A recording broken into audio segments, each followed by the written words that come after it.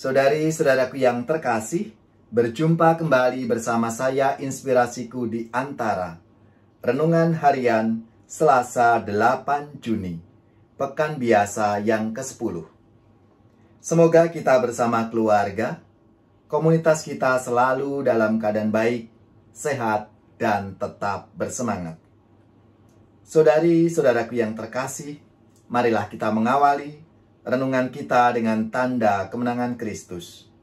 Dalam nama Bapa dan Putra dan Roh Kudus. Amin.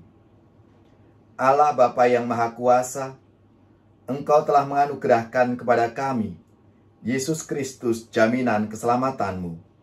Semoga oleh Dia kami Kau meteraikan menjadi milik kesayanganmu, sebab Dialah Tuhan pengantara kami yang bersama dengan Dikau dalam persatuan Roh Kudus hidup dan berkuasa Allah sepanjang segala masa.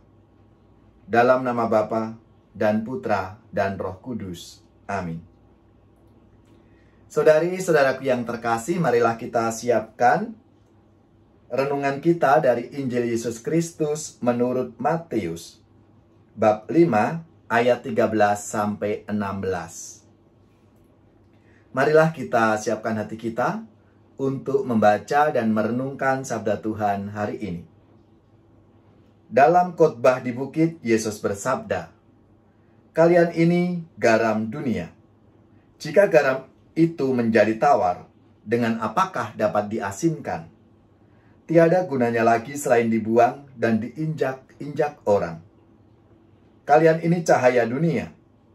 Kota yang terletak di atas gunung tidak mungkin tersembunyi. Lagi pula orang tidak menyalakan pelita, lalu meletakkannya di bawah gantang, melainkan di atas kaki dian, sehingga menerangi semua orang di dalam rumah itu. Demikianlah hendaknya cahayamu bersinar di depan orang, agar mereka melihat perbuatanmu yang baik dan memuliakan Bapamu di surga." Demikianlah Injil Tuhan. Terpujilah Kristus. Saudari-saudaraku yang terkasih, apa yang ingin diwartakan dalam sabda Tuhan hari ini? Dari bacaan Injil yang baru saja kita baca, kita dengar bersama, mengisahkan sabda Yesus tentang garam dan terang dunia. Yesus bersabda, "Kamu adalah garam dunia. Jika menjadi tawar, maka tidak ada gunanya. Kamu adalah terang dunia.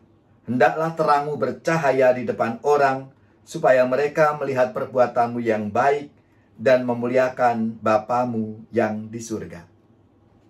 Saudari-saudaraku yang terkasih, Yesus menggambarkan kita, para muridnya ini, dengan dua hal yang cukup penting dan sangat dibutuhkan oleh manusia, yakni garam dan terang. Garam punya banyak fungsi, antara lain memberi rasa. Karena tanpa garam, makanan akan menjadi tawar. Begitu juga jika tidak ada lampu atau terang, maka kita tidak dapat melakukan apa-apa pada malam hari atau pada saat gelap. Saudari-saudaraku yang terkasih, melalui sabda Tuhan hari ini, Yesus hendak mengingatkan dan menyadarkan kita semua akan peran kita sebagai murid-Nya, yakni menjadi pribadi yang berguna dan bermakna bagi orang lain. Itu berarti kita hendaknya menjadi seperti garam yang mampu memberikan rasa kepada yang lain dan mampu memberikan cahaya bagi sesama yang mungkin berada dalam kegelapan. Saudari-saudaraku yang terkasih, kita punya peran dan tanggung jawab memberikan rasa damai dan sukacita kepada orang-orang yang ada di sekitar kita. Selain itu, kita juga menjadi pembawa terang lewat perbuatan nyata kita. Dengan demikian, orang yang ada di sekitar kita boleh merasakan dampak positif kehadiran kita. Maka, berusahalah kita ini menjadi pribadi yang punya daya pikat. Bukan hanya dengan kata-kata, tetapi dengan kesaksian hidup yang nyata sehingga orang lain pun juga memuliakan Bapa di surga. Ada banyak contoh yang bisa kita lakukan dalam kehidupan kita. Mulai dari keluarga kita masing-masing, bagaimana kita sebagai orang tua memberikan contoh keteladanan bagi anak-anak kita dan juga anak-anak kita, sehingga bisa meniru apa yang kita lakukan, sehingga anak-anak pun bisa mewujudkan tindakan perbuatannya untuk sesamanya. Maka marilah saudara-saudari yang terkasih, kita mohon rahmat Tuhan supaya kita diberikan keberanian dan semangat untuk menjadi garam dan terang dalam hidup kita.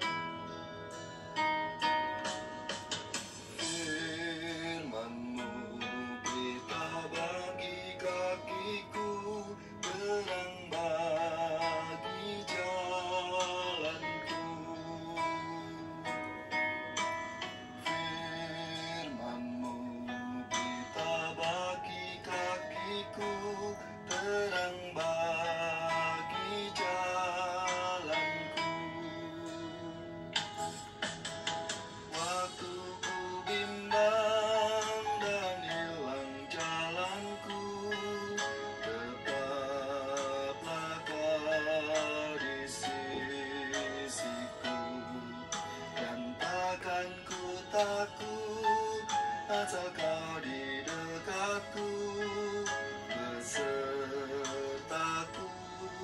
selamanya.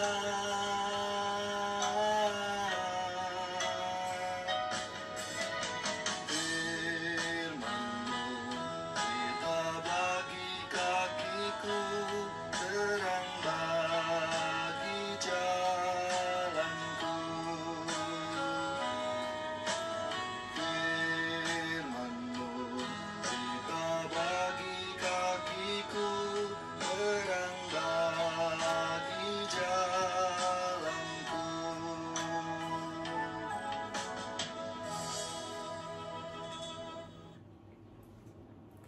Saudari-saudaraku yang terkasih, marilah kita mengakhiri renungan kita, inspirasiku di antara harian Selasa 8 Juni dengan mohon berkat Tuhan.